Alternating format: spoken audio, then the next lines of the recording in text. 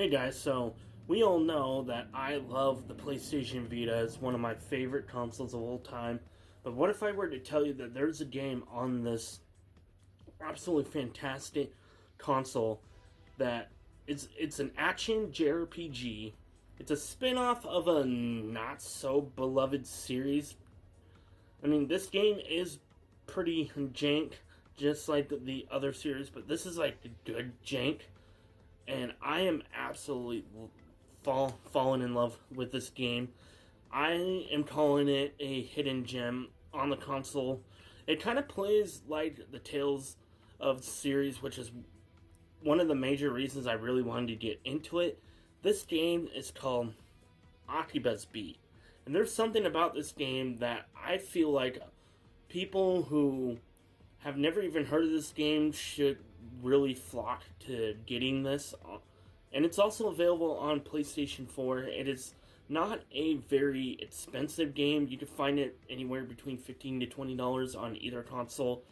But there's one aspect about this game that instantly sold me on it. And no, it's not because it's an action JRPG, which is one of my favorite subgenres of JRPGs.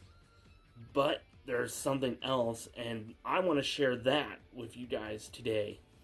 So, if you guys like video games, JRPGs, any kind of genre whatsoever, handhelds, modern, retro, then please enjoy my channel. I'm Mecho Otaku Gamer.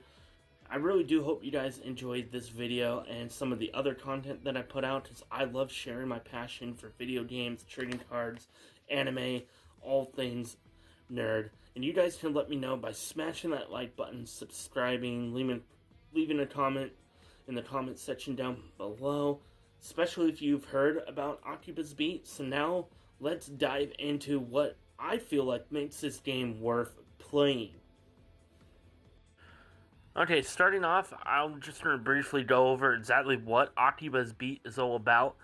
And it centers around the main character, Asahi Tachibana, who is a NEET living in Akihabara. Now, a NEET is basically just somebody who's like unemployed, not in education, or any kind of job training. And he's also a bit of like an otaku.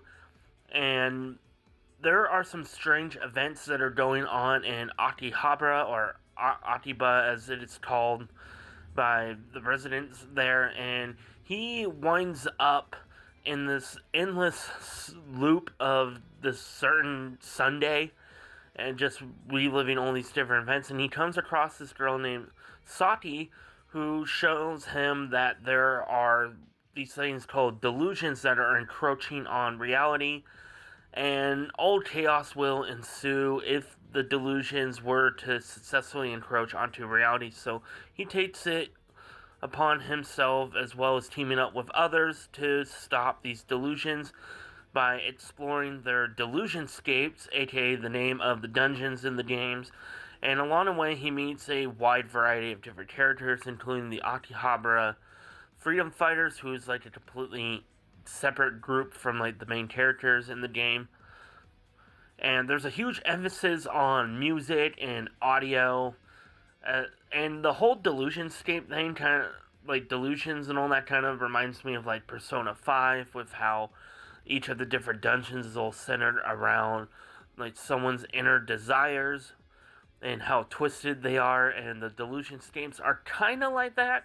I feel like this game is like a mix of like a Tales game with its action combat being very inspired by the linear motion battle system, and then like some Persona-esque elements. There are some like life sim stuff that you can do in the game. There's also like these sub-events for all the different characters. Now, the main reason I want to talk about Akibas Beat, and one thing that really got me hooked, was when I was looking into the game, I was kind of curious as to who some of the English voice actors were.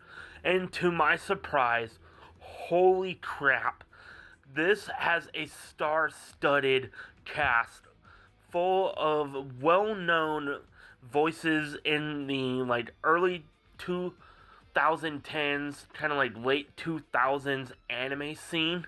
You got freaking Alexis Tipton, Tia Ballard, my boy Todd Habercorn. You have the main characters voiced by Chris Patton.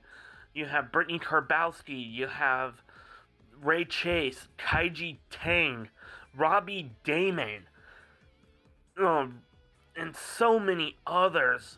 I was just completely blown away. And not only that, they did a fantastic job. I'll add a quick sample of some of the voices right here. What's going on? Hey, somebody's here. What even is this? Was that not a dream after all? Is that boy able to see the delusion? Sure seems that way. So yeah, the voice acting in this game is just...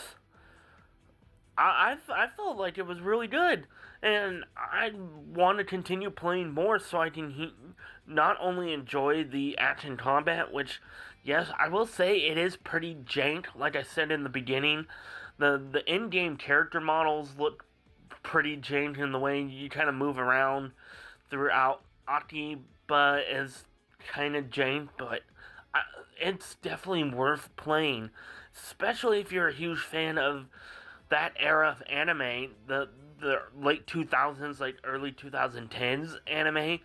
This game did come out around 2017, I believe, or I think it was maybe 2015, 2014. I don't really remember off the top of my head when this game came out. But that's beside the point. The main reason I'm just going on about this game is how goated the English dub is. I can't remember the last time I played a underrated gem of a Jrpg that had a stat cast as much as Akibas Beat. Honestly, I do not regret getting into this game. I will never play the Akibas Trips game.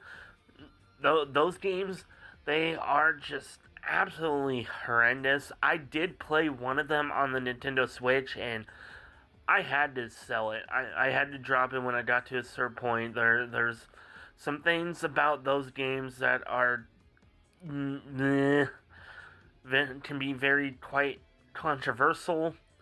I'm not going to dive too much into that. But yeah, and those games are pretty infamous. But Akibas Beat, I feel like there's not really a whole lot of people out there talking about it. So I'm taking it upon myself to share with you guys how much fun I'm having with this game. And it's a short RPG. Can beat it somewhere around 10 to 15, maybe 20 hours. It all depends on your playstyle, though. If you are just focusing solely on the story missions, you'll probably wind up beating it at that lower end of around 10 hours. Now, for me, I want to get the true ending because there are apparently 2 different endings, and in order to get the true ending, you gotta do all of the side stuff, which is awesome because then I can hear more of the amazing voice acting in this game.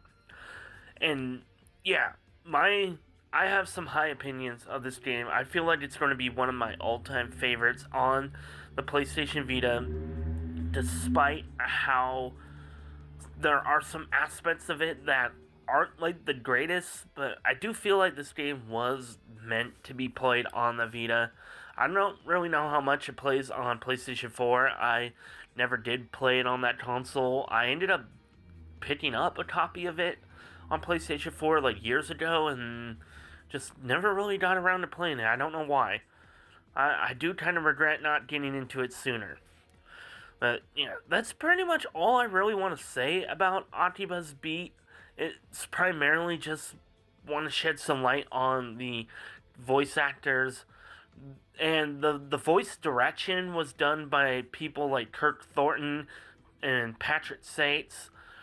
Those are also some of the top tier anime voice actors in my opinion. So it had some really great voice direction in it, and not only that, I also do like the character portraits, even though I'm not really too much of a fan of like the in-game character models, but the character portraits, the artwork is really great. So huge shout out to the developers of Akibas Beat. Unfortunately, this seems to be about the end of the series. It would be nice to maybe potentially get a sequel to Akibas Beat and see more of the characters in the game, but who knows? I can't really say for sure. Well, I hope you guys enjoyed this video. I'm Metro Taku Gamer, and I'm going to see you guys in the next one. Peace.